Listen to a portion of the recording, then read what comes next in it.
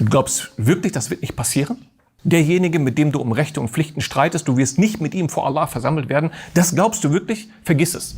Wenn du meinst, dass es einen Gott gibt, von mir aus auch ein mächtiges Wesen, wie sie das hier nennen, und du hast schon in dir so das Gefühl, das, was du da machst, das verstößt gegen seine Regeln. Glaubst du, er lässt das so? Sijjin ist jetzt nicht einfach ein Gefängnis, sondern das ist eine Steigerung davon. Das Gefängnis aller Gefängnisse. Früher hätte man hier Alcatraz gesagt. So das eine Gefängnis, ausbruchsicher, keiner will dahin. Das kann Sijjin sein. Wenn du kein Gespür mehr dafür hast für die Rechte anderer Menschen und du nimmst das einfach so, ohne dir große Gedanken zu machen, was bist du anderes als ein Fajr? Kalla inna kitab al-fujjari la fi Sijjin. Keineswegs das Buch der Sittenlosen ist wahrlich in Sijjin. Kalla.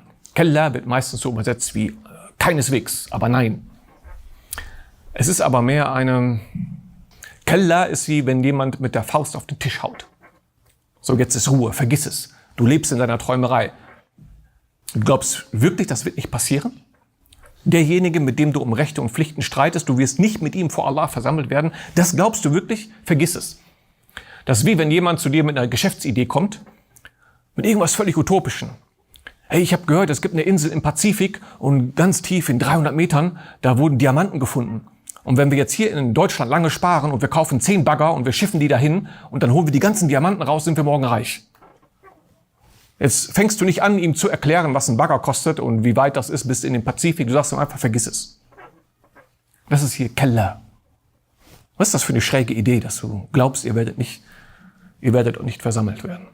Wenn du meinst, dass es einen Gott gibt, von mir aus auch ein mächtiges Wesen, wie sie das hier nennen, und du hast schon in dir so das Gefühl, das, was du da machst, das verstößt gegen seine Regeln.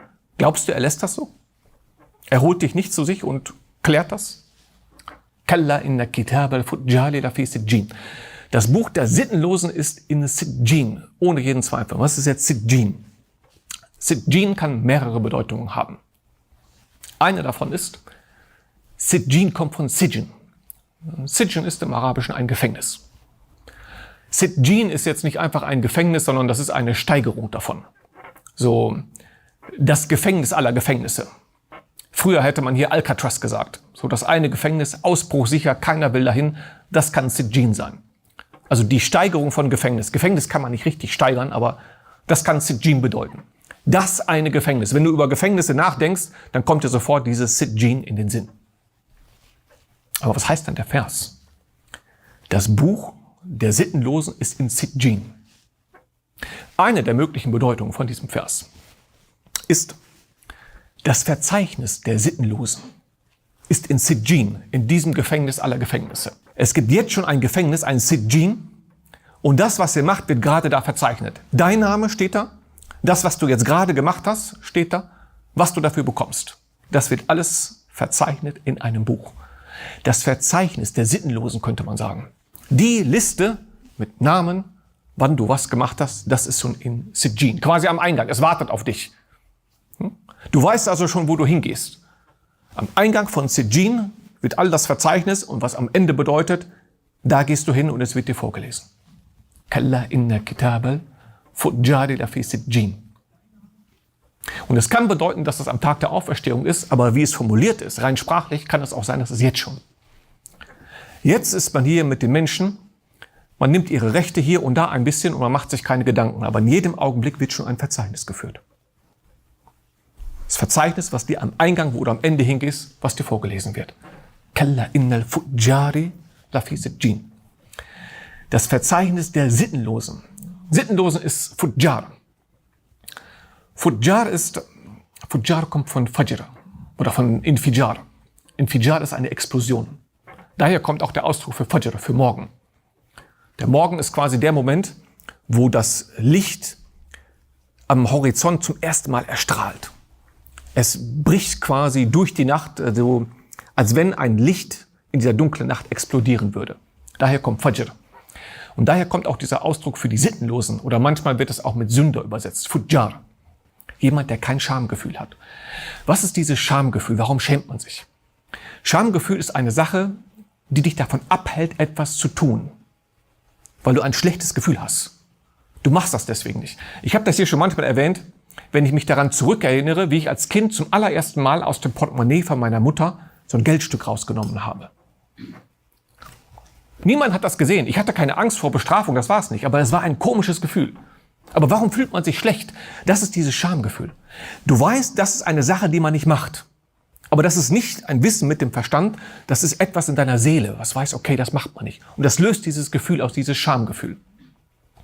Und die Fujjar, das sind die Leute, die explodieren einfach in diesem Sinne, die machen einfach.